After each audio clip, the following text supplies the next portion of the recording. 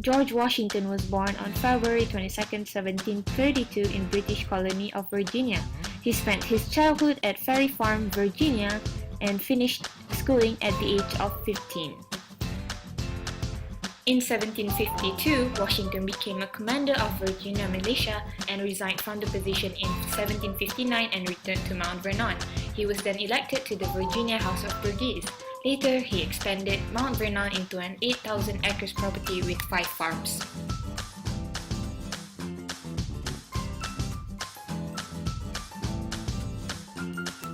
During the late 1760s, as taxes increased, Washington wanted to declare independence from England.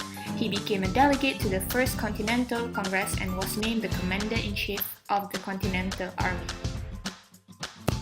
October 1781, he led the troop and captured British troops in Virginia. He was then declared as national hero after the war ended.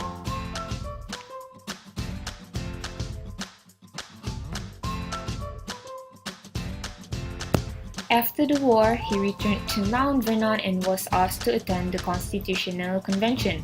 He later won the first presidential election in January 1789 and was inaugurated in April. Washington supported cordial relations with other countries but favored a position of neutrality in foreign conflicts. He also signed a bill establishing the First National Bank and set up his own presidential cabinet.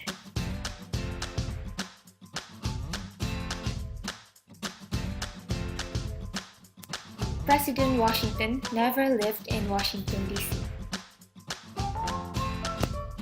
He established the tradition of a cabinet of advisors. He signed the first copyright law into law. He set precedents for the social life of the president. He led troops into the field to stop the Whiskey Rebellion. He also vetoed only 2 bills. He issued the first Thanksgiving proclamation. He delivered an important address on religious tolerance at the Rhode Island Synagogue.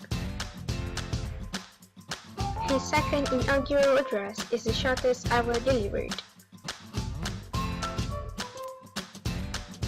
His farewell address is one of the most celebrated speeches in the history.